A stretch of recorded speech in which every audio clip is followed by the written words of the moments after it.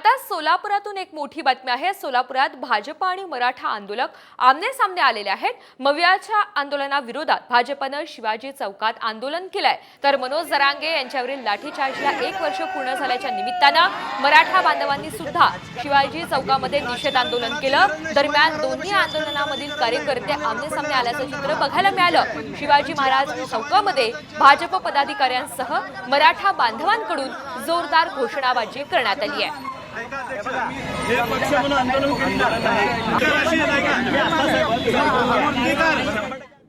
आता सोलापुरातून एक मोठी बातमी आहे। सोलापुरात भाजप आणि मराठा आंदोलक आमने सामने आलेले आहेत। मवियाच्या आंदोलनाविरोधात भाजपने शिवाजी चौकात आंदोलन केलंय, तर मनोज जरांगे यांच्यावरील लाठीचार्जला 1 वर्ष पूर्ण झाल्याच्या निमित्तानं मराठा बांधवांनी सुद्धा शिवाजी चौकामध्ये निषेध आंदोलन केलं। दरम्यान दोन्ही आंदोलनामधील कार्यकर्ते आमने सामने आल्याचं चित्र बघायला मिळालं। शिवाजी महाराज चौकामध्ये भाजप पदाधिकाऱ्यांसह मराठा बांधवांकडून जोरदार घोषणाबाजी करण्यात आली आहे। पक्ष म्हणून आंदोलन